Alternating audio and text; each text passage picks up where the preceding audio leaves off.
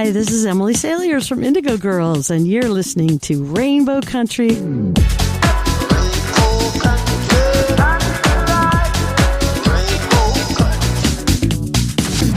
The views and opinions expressed on the following program are those of the persons appearing on the program. Today on Rainbow Country, director, writer, cinematographer, filmmaker, Alexander McGregor-Burrell joins me to talk about his new gay thriller horror movie, The Latent Image.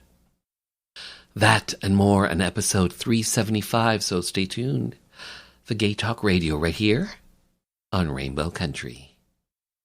Hi, I'm Simone Denny. Hi, I'm Mary John Tory. I'm Joey Lamar, best-selling author of Mambo Lips and Salsa Hips. You're listening to Rainbow Country with Mark Tara. Well,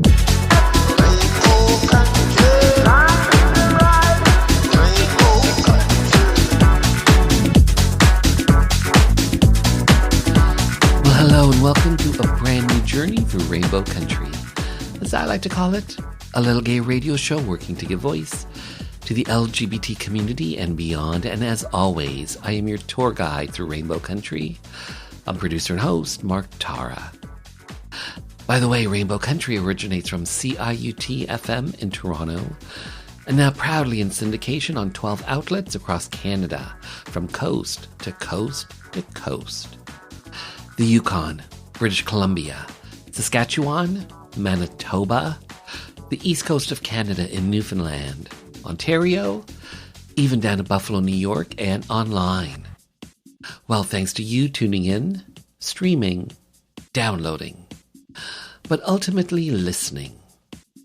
Together we continue to build Rainbow Country into a nationally syndicated gay radio show, a #1 LGBT podcast on Podomatic.com's Gay and Lesbian chart, as well as being recognized as Canada's #1 LGBT podcast on Feedspot.com.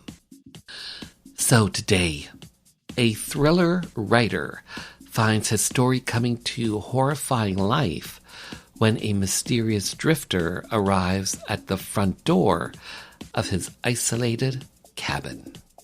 That is the premise of the new gay thriller horror film, The Latent Image. And joining me to talk about his new film is UK filmmaker Alexander McGregor-Burrell. Plus in hour 2, music from LGBT artists, independent artists, voices that we've come to know and love in classic disco, classic 80s, classic house, and on this episode, I'm featuring some classic house, some queer electronic, and more. All that lies ahead as we start Journey 375 through Rainbow Country, and our first stop, the Rainbow Country Bookstore. Today, award-winning writer, professor, and playwright Patrick Horrigan reads from his novel, American Scholar, a novel that tells the story of a man driven to discover, but afraid to know the truth about himself and his gay loves, past and present. By the way, on Amazon.ca, American Scholar has a rating of 4 out of 5 stars.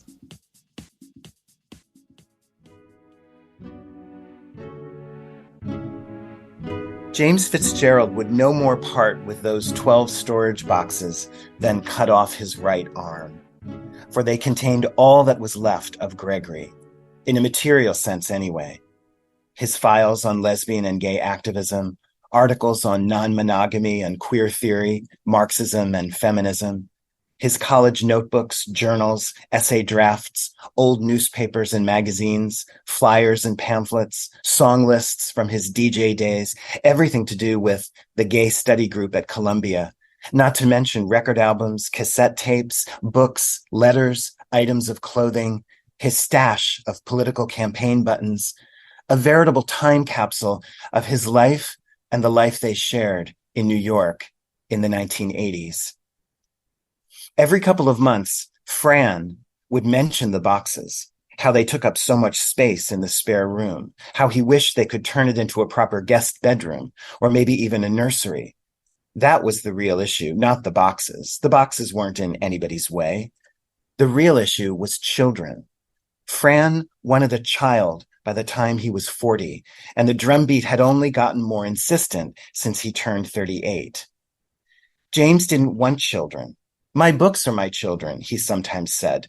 Well, I'm sorry, your books aren't enough for me, Fran would shoot back. They quarreled about it again this morning, and on the very day he was set to give a reading from American Scholar. Surely that was no coincidence. The buzz in the Warburg Lounge grew louder as the time approached. James had sequestered himself in the tiny office at the back of the lounge to look over his notes and some passages from the book. He never liked interacting with people before a talk or a class because it blew his concentration. Fran, meanwhile, was nowhere to be seen. James tried calling one more time. Still no answer. They'd originally planned on going uptown together, but that afternoon Fran texted saying he had to work late and would meet him at the Y instead. Now, minutes before the reading, he sent a message that the 7 train was delayed. So, which was it? Too much work or subway trouble? Why not jump into a taxi or call an Uber? It didn't take a PhD in English to see what was going on. Of course he loved Fran and wanted him to be happy, wanted to do what he could to make him happy if it were possible. But raising a child, the sacrifice, the expense, the headache and heartache, he just couldn't fathom. The idea of being married wasn't even something he imagined for himself until a few years ago, much less being a parent.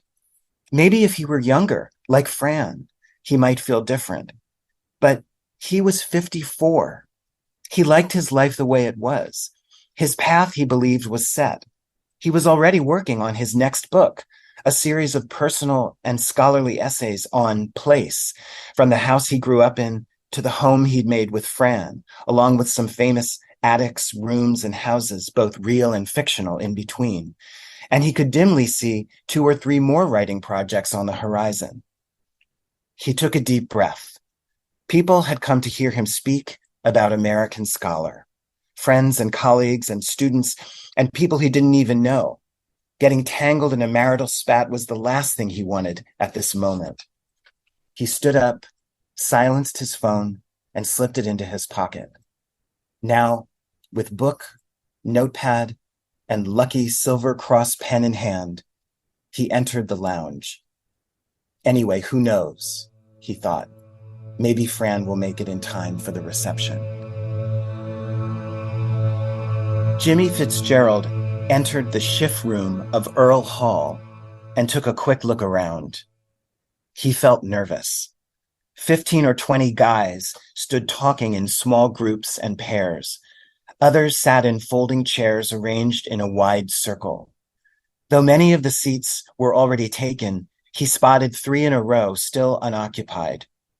He crossed the room, trying to act like he knew what he was doing, like he belonged here, and chose the middle of the 3 so as not to have to sit next to anyone, at least not yet. Avoiding all eye contact, he methodically removed his coat and scarf and hung them over the back of the chair. He withdrew the book along with a notepad from his backpack and placed them on his lap. He dug through an inside pocket until he found his lucky silver cross pen, his favorite, a graduation present from his grandmother. Now, he wanted another moment to get comfortable, just take in his surroundings. The room was handsome. High ceiling, chandelier, deep-set arched windows with long drapes, dark wooden wainscoting, marble fireplace, an enormous Persian carpet. He took a deep breath. The buzz in the room grew louder as the hour approached. He wasn't ready to interact. At the same time, he wished he were any one of these guys now boisterously laughing and talking with friends. But of course, that's why he'd come in the first place.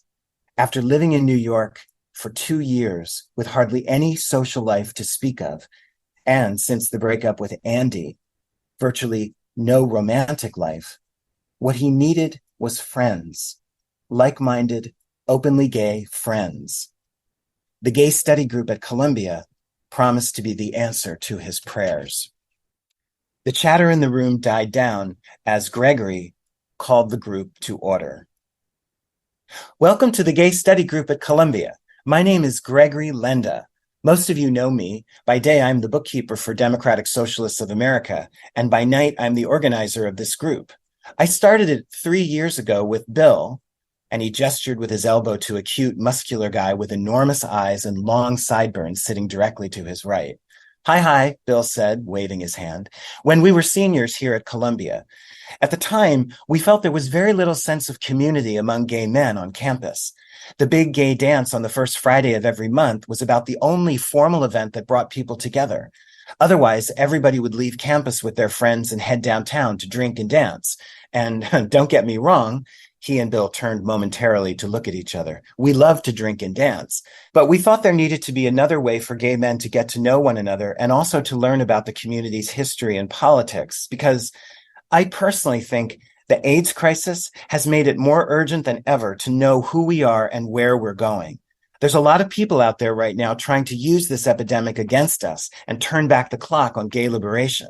So that's why Bill and I created the study group, with the blessing and financial support of student activities. He clasped his hands in prayer. Thank you, student activities. And I'm proud to say our membership has been growing steadily ever since. I want to give a special welcome to the newcomers tonight. You mind just raising your hands so we know who you are? Jimmy, along with a handful of others, raised his hand. That's great. Welcome. So tonight, Bill's going to give a brief introduction to the book, and I'll facilitate the discussion. And then we have a surprise plan for you, so make sure you stick around.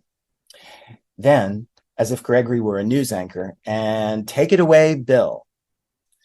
First, I want to thank Gregory, Bill said, gently placing a hand on Gregory's knee, for making all of this possible. It's really good to be here. You all didn't see too much of me last year because I was studying to become a Quaker. This elicited a few ohs and wows from the group. He laughed and withdrew his hand from Gregory's knee. It's because of my boyfriend. He's a Quaker. Which reminds me, at some point, I'd like us to tackle religious ideas about homosexuality, maybe next semester. I think it would be great if we could, take some ownership of that discourse, which is so often used against us. Just putting that out there. So this is how gay men talk, Jimmy thought, looking at Gregory and Bill, admiring their easy eloquence, envying their subtle camaraderie. He and Andy never had that tenderness with each other. This is the sound of their voices. This is how they comport themselves when sex is not top of mind. Gregory smiled. Being with you last night reminded me how good I used to feel with you. Me too. Jimmy felt the stirring of an erection. And how I used to feel I could tell you anything and you wouldn't judge me. I want you to feel that way. I know you never stopped caring about me. I never stopped, you're right. It's just, I know. You're the first real boyfriend I ever had, and Jimmy paused to collect his thoughts. I have so much to learn about being in a relationship, but you are very important to me. You have no idea. I'm glad, Gregory said, sipping his beer. So, I feel I can tell you, I recently got tested again for HIV. Jimmy tensed up. And I'm happy to report the test came out negative. Oh, shit, are you trying to scare me? Imagine how I felt having to wait for the results.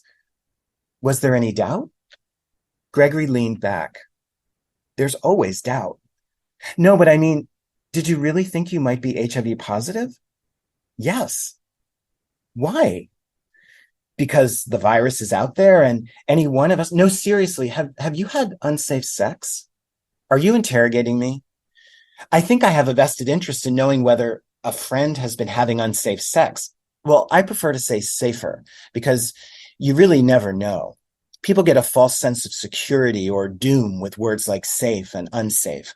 It's not that simple and clear cut. Jimmy stared in disbelief. Sometimes you use a condom and there could be a tear you're not aware of, or you have foreplay and a drop of Gregory. James, you need to keep it down, he said quietly but forcefully. The warmth had gone out of his voice. Most people say you can't get it from cocksucking, and in the anal department, I only finger fucked you, so you're fine. It's not me I'm worried about. I'm only telling you this because I wanted to celebrate the fact that I'm HIV negative, one day at a time, you know? You said you wanted to know my status, so I'm telling you.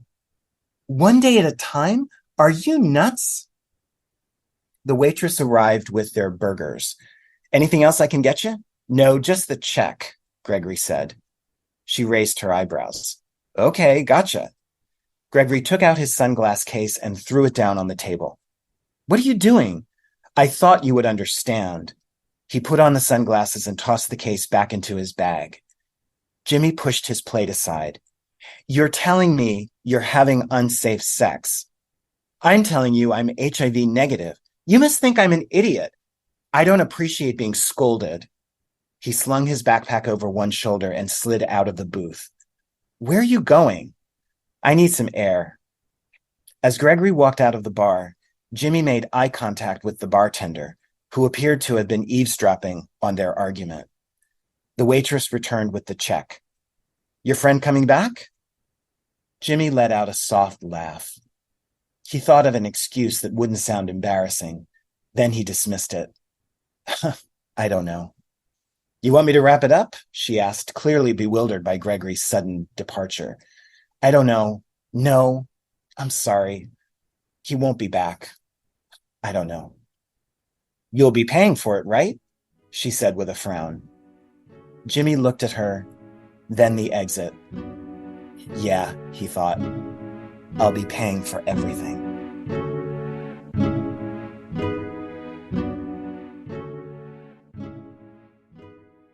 Bill 7, to ban discrimination in employment, government services, and housing, based on a person's sexual orientation, was up for a vote at Queen's Park. Most NDP and Liberal MPPs supported the bill, but without some progressive Conservative legislators backing, a divisive split could rack the province. 4 PCs decided to break party ranks to vote with their conscience and support Bill 7. Cabinet Minister and MPP Dennis Timbrell did it to show solidarity for his beloved brother, the well-known drag queen Rusty Ryan. And for me, a gay politician who was not yet out, I had to take a stand. We were known as the Gang of Four. I'm former Cabinet Minister and MPP Phil Gillies. The date, December 2nd, 1986, when LGBT rights came to Ontario.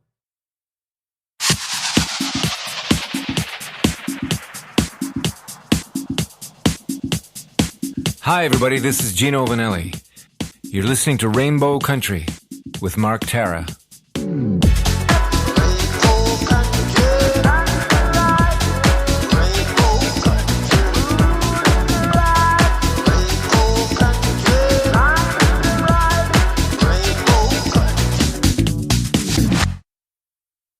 Up next, the latent image.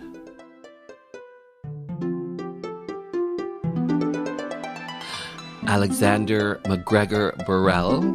Hi, how are you? I'm really well, thank you, and very happy to be on the show. Thanks for having me on.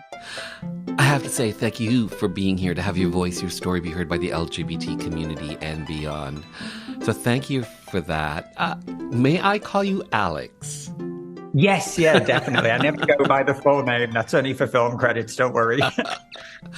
So we're here to talk about you, but to also talk about your latest movie, The Latent Image. This is an LGBT thriller, a horror film.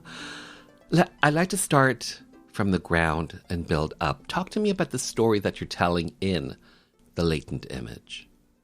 Okay, so we meet a young writer called Ben who's working on a new thriller, and he's decided to go to a cabin in the woods, to isolate himself, also because he's basing it around some real events that happen mysteriously in that area. He's also trying to escape from some problems in his relationship, get away from his boyfriend for a while, and literally try to go off grid.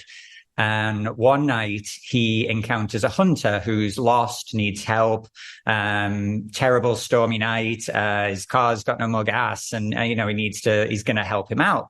Now, at the same time, he realizes, well, this is a little bit of a risky situation, but this, he's going to use this guy as inspiration for his story. And he also finds him quite attractive.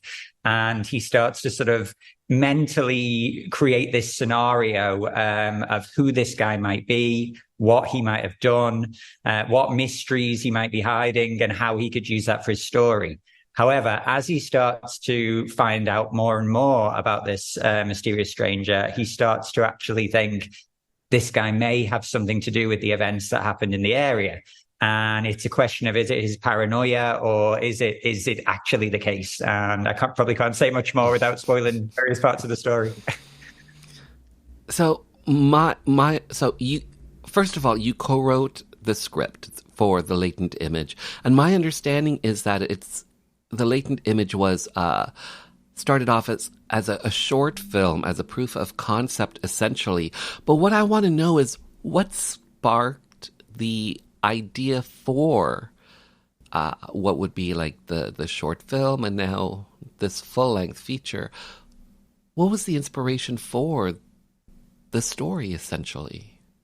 Well, I've always been drawn to the horror and thriller genre, and it's always been my thing as a viewer and the thing I eventually wanted to do.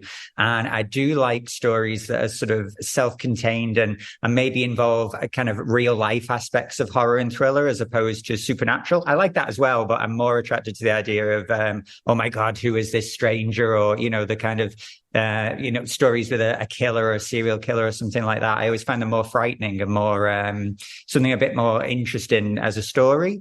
And in this one, I wanted to particularly look at the way that people who create scary stories, the way they kind of scare themselves first. Like, that's kind of how you do it. You create little ideas in your head about what might happen or who someone might be. And to sort of look at it from that perspective as a creator who is maybe paranoid, maybe onto something for real. And I also wanted to look at what I think, or I approached them as kind of maybe specifically gay fears about the scenarios that sometimes we find ourselves in or might put ourselves in that are not necessarily the safest or most advisable. Mm-hmm. And to riff a little bit on those type of fears. And it's kind of the whole point of the genre, isn't it? To explore some of these things essentially in a safe way. And to look at that. There are a lot of twists and turns in this movie. The first 8 minutes there's very little dialogue, if any, in the first few minutes. And it's very suspenseful, and you don't really know, you don't quite have your bearings yet when it comes to the film. There's a filmmaker, M. Night Shyamalan, who has a lot of surprise endings and twist endings to his movies. Have you heard of him? Yes, yeah. I mean, Okay. I've seen a lot of his. I actually haven't seen the most recent one. Is it The Cabin at the End of the World? Yeah. That one doesn't really have a twist ending or anything. It just kind of is. Right. But is this a fair statement? Do you think that your movie, The Latent Image, has a twist ending and is reminiscent of M. Night Shyamalan? Would you agree with that? Yeah, it could definitely be seen that way. I think as well, what's interesting is that different audience members that I've spoken to have taken away potentially different twists, because there is a certain element of the film where you could take the ending one way or you could take it another way. Now, to me, when I made it, it was kind of very clear what was happening. But what's nice is people have kind of read two different aspects to the ending. So does it have a happy ending then? Do you think? That's an interesting one, because I don't want to give too much away about the ending, but I kind of wanted to consciously create. Certainly, there's a central relationship in the film, which I wanted to create a very I wanted to create a relationship where if something went wrong within it that you see on the screen, it would actually really move people and make them upset, which I think is what gives it its value. But obviously, of course, that when things do happen, that could lead people to thinking it was a negative ending, a positive ending. I kind of didn't look at it like that. I looked at it as like I wanted to create these characters who you'd really invest in. And when they encounter this great difficulty, I wanted it to kind of really emotionally affect the audience. How long did you guys film for? We shot for 15 days, which is a very short amount of time. But yeah, over 3 consecutive weeks, all in one location. It was still being made in the time when there was much more worry about COVID. So we had this sort of lockdown shoot where we were all just together for the whole time period. It was an isolated location as well. We weren't near any sort of major towns or cities or anything. The title, The Latent Image, where does that come from? What's the story behind that? Choosing that particular title? Well, that kind of comes from, there's a director I love, George Romero, who became famous for Night of the Living Dead and made many, many wonderful films. And unfortunately, he's not with us anymore. And he had his original company way back in like the 1960s was called The Latent Image. And I knew about this as a young fan, like when I was a child or teenager. And I always wondered, what is that? And then I discovered that the latent image is actually the name of the undeveloped image that's captured on a roll of negative film. So, you know, the image is already in there in the silver crystals, but it hasn't been developed yet. And I'm very much about the magic of movies. You know, I love always wanted to make movies. I was lucky enough to have trained a little bit on film before everything really did switch to digital. I actually tried to shoot this for the longest time on film, but we just couldn't make it work because of the location. But obviously there's a crucial part of the story when people see it, which involves an image that's been captured on a strip of negative that hasn't been developed yet. So it just kind of fit together as the perfect thing, really. And then again, because it's a film with gay themes, a lot of people have assumed, who didn't know what a latent image was, assumed it was something to do with the characters, which is also a great aspect of it, because it is kind of connected with one of the characters who's sort of closeted. So I don't know, I just thought it worked in quite a few different ways. So you shot over a couple of weeks. The whole process in regards to creating this final film from beginning to end, how many years was that? Well, that's kind of an interesting story because with COVID right in the middle of it, we made this short film in 2018, and then it was all finished and released on the streaming platform Deku in 2019. They showed it for a couple of years. And I had the script all ready to go by the second half of 2019. For the feature. We had yeah, exactly. Right. And we had a plan to shoot in Canada in the summer of 2020. We had an interested co-producing party and everything was kind of moving along nicely. And then COVID happened. So, of course, everything was cancelled. And it didn't look like at that time, we didn't even know how people would be traveling again, at all. So we kind of regrouped and thought, well, we'll just make it within the UK, found a location that could stand in for North America. Literally a cabin that was created to look like it was in America by a guy who'd imported the lumber and used plans for a US cabin and everything. Wow. Found that, and we were going to shoot then in 2021 in January. And then we had, and I can't even remember which wave now, but there was another wave of COVID that meant everything had to shut down. And then we found out our location wouldn't be available then until the January of 2022. So finally, then we shot in January 2022. So it was a long process. But we got there in the end. So if this were going to be a UK-Canadian co-production, where would you have shot? We would have shot in the Vancouver area. Okay. Sort of between Vancouver and Abbotsford, we were looking at a place. And actually, when you see the film, it's got kind of that look. The man who owned it was a sort of a private estate in the countryside where we shot. And this guy had been a stuntman in the past in the US and Canada. And he'd even not only had the cabin constructed to look like America, but he'd actually planted all these fir trees that kind of look like the Pacific Northwest, so it just fit perfectly. And on that note, Rainbow Country will return right after this.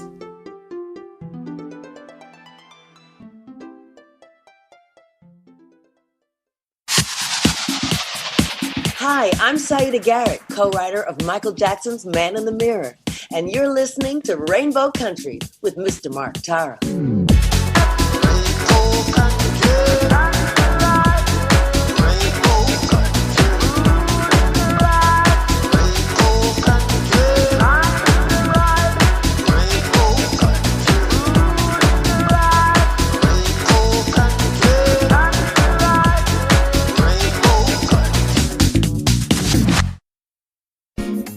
Canada's LGBTQ2+ archives just released Out North, an archive of queer activism and kinship in Canada.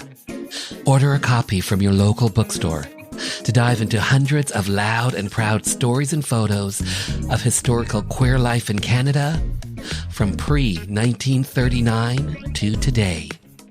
Get your copy from your local bookstore. Out North, an archive of queer activism and kinship in Canada.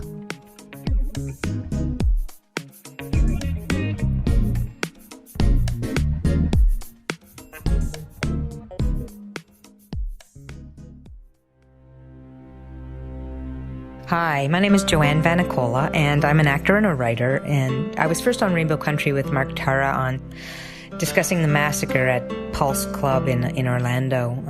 I realized how important it was for our community to have a radio station, specifically for our issues, to talk about people in the LGBTQ community and to provide an outlet for our stories, to discuss our politics, culture, and give voice to the issues that matter to us. And of course our artists and the things that we do globally, and talk about culture. And without people like Mark Tara providing a space for this with a radio show like this, then we wouldn't have that voice. So support, tune in. Thank you.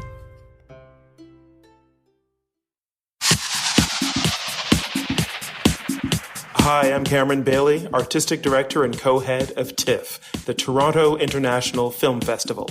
You're listening to Rainbow Country with Mark Tara.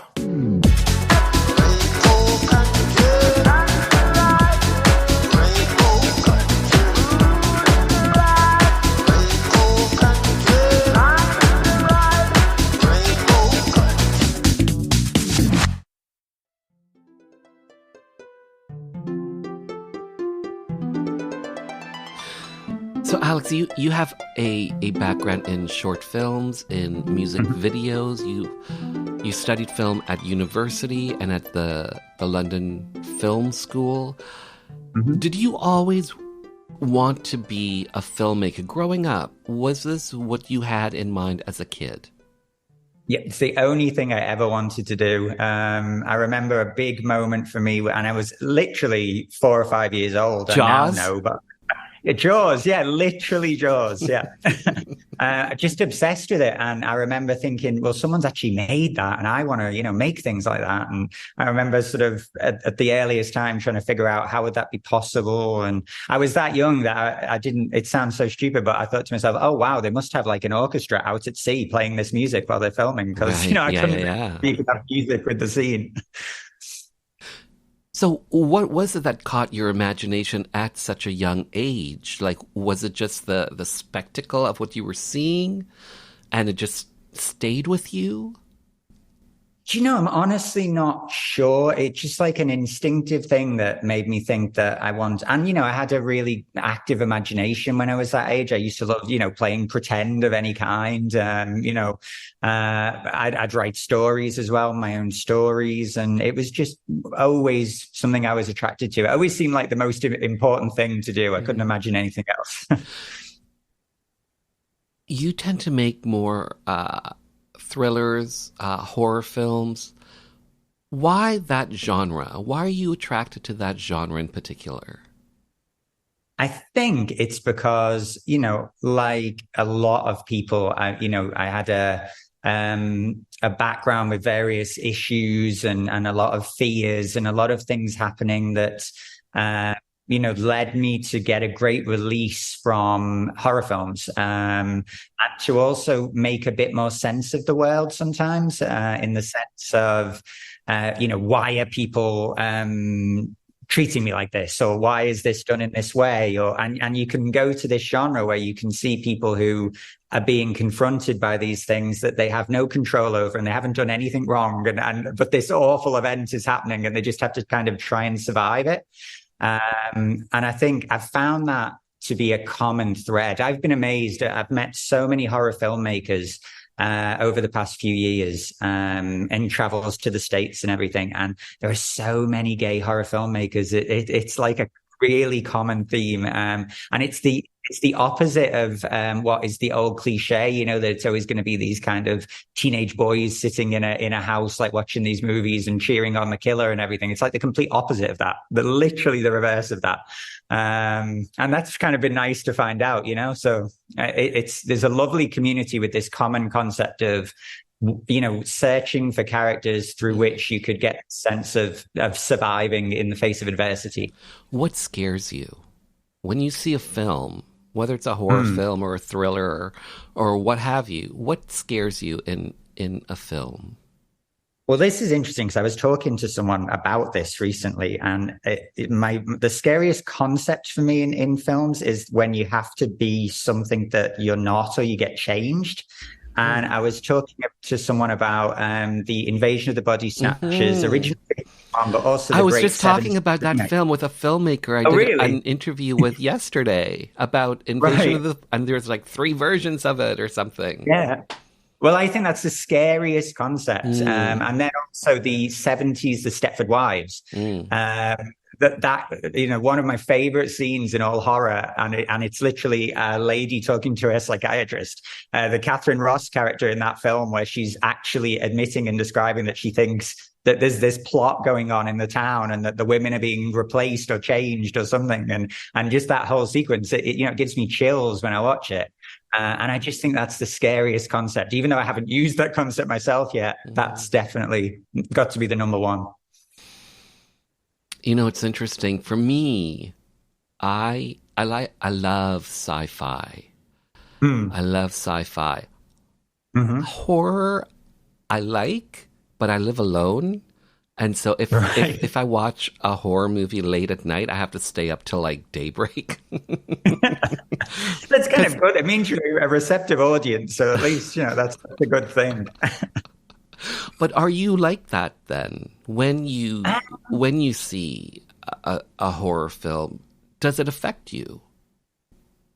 It does. Or are you someone who takes you enjoy it and you get it and you laugh and then it leaves you? To be honest, if the film stays with me, it usually means it's been a better experience for me. And I can never quite tell what it is that's going to suddenly... I mean, for example, there's the movie, the original Black Christmas, which is a film I absolutely love. And I saw that for the first time when I was quite old. I was like 18 years old, which doesn't sound quite old. But in my formation as a horror fan, I'd seen so many films before. And I suddenly saw this, this low budget Canadian 1970s movie. And I found it the most terrifying thing I'd ever seen.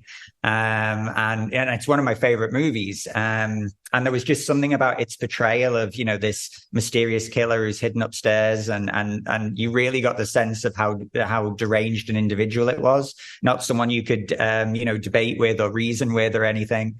And I just found that so scary. And so I'm actually really pleased when I suddenly find a film that will scare me, but it gets harder and harder, especially, I'll often watch things now from the point of view of how are they doing it? How did they do it? Yeah. There was a recent movie, I think it's called Smile.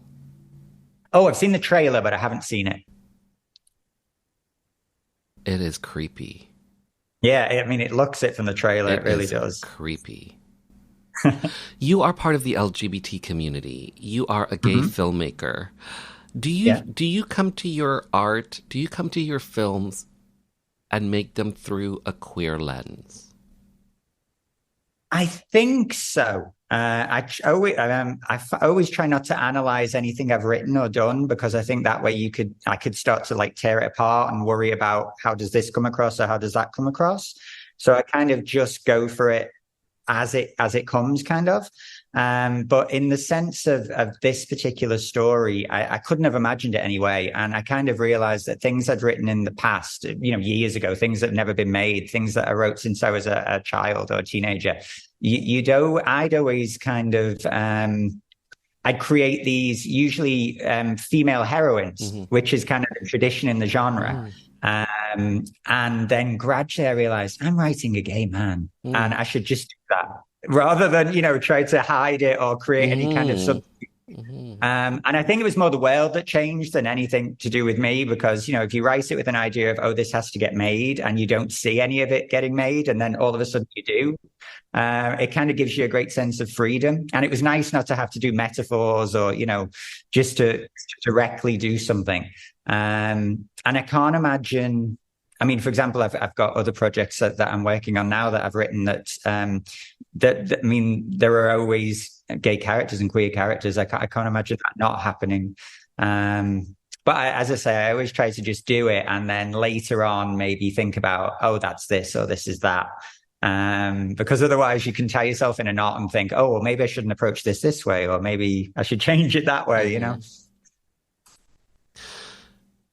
As a gay filmmaker, I think you might agree with what I'm about to say. I think it's easier today to make a gay film, to get it funded and to have outlets available to potentially stream them. I think you would agree with that. Definitely, yeah. So with all that being said, all that gay goodness, on the other hand, we have in 2023, like the rise of, like LGBT hate and all that sort of, negative stuff, all that sort of bad stuff. So on one hand, we have more rights today in 2023, but on the other hand, there's a rise in LGBT hate and rolling back of rights in certain countries. Why do you think the disconnect? Why do you think that's happening today? I wish I knew, but that's a lot of what the film is about. I've never had that sense of, I remember talking with gay friends years ago now, like 2017, say 2016. And a lot of people had this sense that things were done and finished, that the race had been won, the battle was over. I never, ever had that sense. I always feel like it's, and I guess that links into that fear of assimilation thing from like Invasion of the Body Snatchers or something.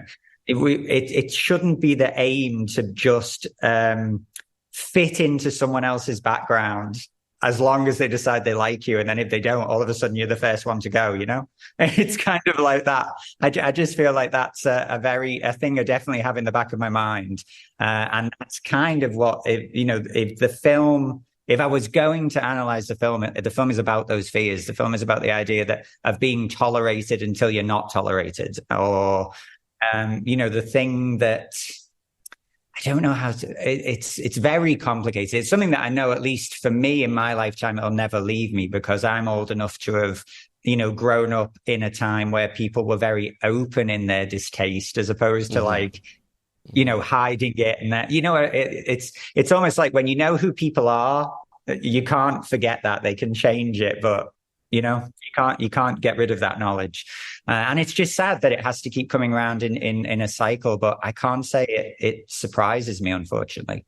But not to be, that's why I wanted to create this couple that is so central to the film, and to try to make, because yes, you can make people change their minds through humor and through all sorts of wonderful things. But in this, I really wanted to kind of stress, how awful it is when there's this kind of homophobic violence, or there's this kind of, breaking up of a relationship, or all these things.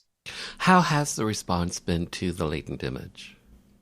It's been overwhelmingly positive. I've been really pleasantly, I don't even want to say surprised. It sounds terrible, but usually when I do things, I'm incredibly hard on myself. And this was the first one where even on the set, I was kind of watching the takes back and thinking, wow, this is what I imagined. And I was just incredibly pleased with it.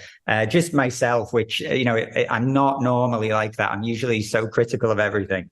And what's nice is we've just had these wonderful responses. We just had our premiere screening in Beverly Hills, and I went out there and met up with some people I know there, and we had an invited audience, and they were a filmmaker audience essentially, and I got some wonderful comments there. I'm very pleased so far. Is it a conscious choice for you, especially with this project under your belt now, to be making gay stories, telling queer stories, telling LGBT stories? Moving forward, is this something that you are going to be conscious of, or are you just going to be telling stories, whether they have gay characters or not? I think it's going to very much depend on the story, because some queer stories, I think, are very much about and should be about the fact that the characters are queer. And then other ones, other stories, it's kind of, it is not irrelevant to the plot, but, it's not the plot. So in this story, it's a very integral part of the plot. Whereas, and actually in the one that I'm working on at the moment, it's a very integral part of the plot, but, there will be occasions where it just so happens that the character is queer. But, at the moment, I think I've got a lot of stories to tell that are actually regarding the fact, regarding the queerness of the characters rather than it just being secondary. I'd love to kind of be, two of my favorite filmmakers are Dario Argento for the horror aspect and Pedro Almodovar for the queer aspect. And I think I'd kind of like to, my dream would be to be sort of a mixture of the two. Earlier, we were talking about the connection between the Latent image and Canada, and it almost being a co-production between the UK and Canada. But you also have actors that are from Canada in the film, don't you? Yeah, we have Jay Clift, who is from Vancouver. He was in the short film, and we brought him over for the feature because he was ideal, and there was no point to recast at all. He was literally ideal for the character. And then William Tippery is actually half American, half Canadian. And I first knew him in Vancouver when I was over there. And then he had since moved to London to work on, I think it was a musical theatre production. And so he was already here. And so we could have him come straight into the role. And then, of course, Josh, who I was working with previously, he played the same role as he did in the short film as well. I have to say, thank you for the full Monty. The full male experience. Oh, I get You get it? That. Yes, I do. I was like, okay, hello, handsome actor man. Well, again, it felt like it was just going to be a cheat on the whole thing if you didn't get the full everything that should be there. Had you submitted to film festivals with this particular film? Yes, we did. We actually, it was kind of a bit of an unfortunate situation. We got into about 5 festivals last year, but I had to withdraw the film after they'd accepted because of a distribution thing through the sales agent we were working with. We basically couldn't show it in public before it had been to certain companies. Wow. And since that, we've been in the Soho Horror Film Festival here in the UK. And then we were in Queer Screams in Portland, Oregon, and Outshine in Miami, which was a really nice. I actually got to go to that one. That was in May, and that was a great experience. Wow. So we've had a nice play, and as I say, we would have had even more previously, but never mind. It's good to know for the next one. And so, how can audiences see the Latent image? Well, we are now available on VOD and DVD in Canada and the US. And then from the 9th of October, after there's going to be a selected cinema run in the UK at the start of October, I believe, but I don't know the exact details of that. But I do know we're coming on VOD and DVD from the 9th of October in the UK and Canada and Australia as well. Not Canada, sorry, New Zealand and Australia. Canada's already out. So yes, people can find it on Amazon. They can find it on, not sure which other streaming platform. I'm sorry, but yeah, definitely type it into Amazon. It's right there. Here's my last question for you. What do you hope audiences come away with after they've seen the Latent image? I hope they have a really intense, good time with it, in the sense that I'd love them to feel scared. I'd love them to feel spooked out. I'd love them to maybe shed a little tear when certain moments happen, or at least get emotionally involved in the plight that our characters are going through. And I'd love them to think, wow, that was like a full meal of a movie, with lots of ups and downs and things. Well said. Well said. Alex Burrell, thank you so much for your time. Well said, well done, well filmed, well made. You're welcome. Thank you. The Latent image is available on streaming. Plus, the DVD is out on Amazon.ca.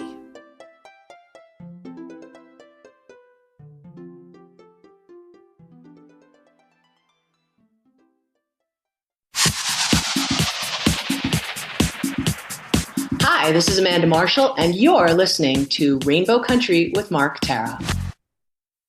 Up next, the story behind Bryan Adams' #1 disco hit, Let Me Take You Dancing. So my last question for you, it's about a song that's near and dear to my personal heart. I believe it was a bit of a hit back in the 70s, 1979, maybe even a bit of a Canadian disco hit. The song, Let Me Take You Dancing. And why does Bryan Adams hate this song so much? Well, I mean, I can explain it, and I'm sure you'll understand. So that's one of the first songs Bryan and I wrote we wrote it in 78 or 79. So Bryan is, I think, 18. His voice was still in transition from sort of teenager to adult. He hadn't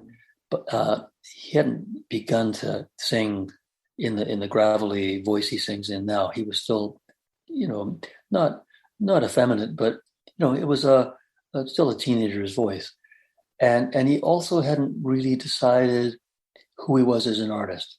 I think anyone that knows him now would consider him a rock artist or pop artist, but back then he hadn't really decided, and disco was king. I mean, rock was really marginalized in the late 70s, and disco was everything. So we wrote this disco song, and so you purposely did that.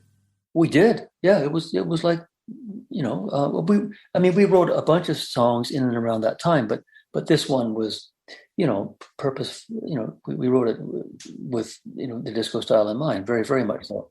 And it came to the attention of the record company. I think that song was very instrumental in Bryan getting signed to A&M Records. And they agreed to release a single. And it ended up being a hit in Canadian clubs. And then it came to the attention of a American disco producer who flew up, and we didn't re-record the song, but we added a lot of stuff to it at his instruction.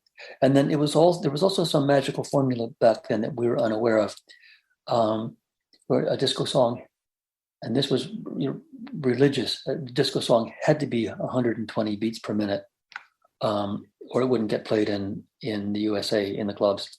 So I think our version was, let's say, 118 beats per minute. So he had to speed it up 2 beats.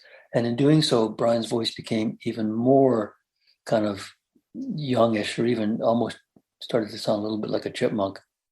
And that's what Bryan really objects to, is it's not really his voice. It kind of got sped up and digitized. But the good news is it was number one at Studio 54 in New York back in the heyday of disco. Yeah, so that was kind of the history of that song.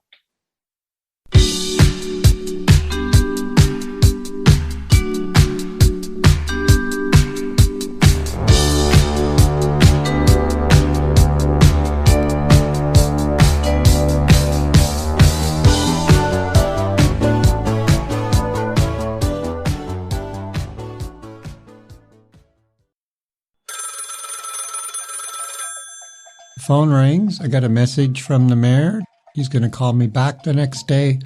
I get the call, and he said, if you'd accept, we'd like to honor you with the key to the city. There was an event later that year in May.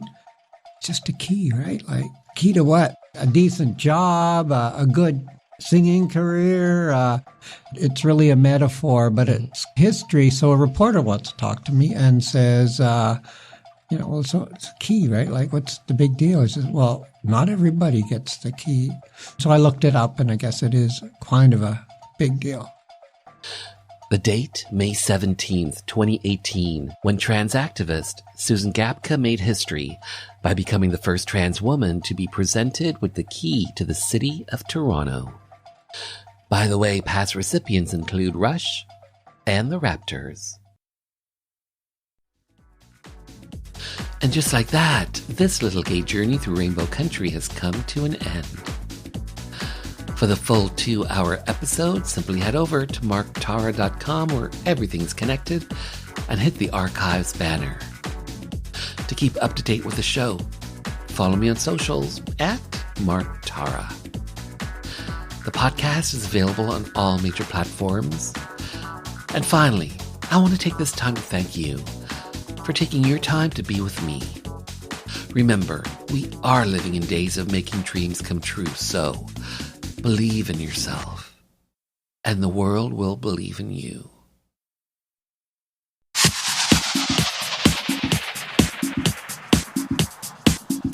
Hi, this is Police Constable Danielle Botno, also known as LGBT Cop, and you're listening to Rainbow Country with Mark Tara.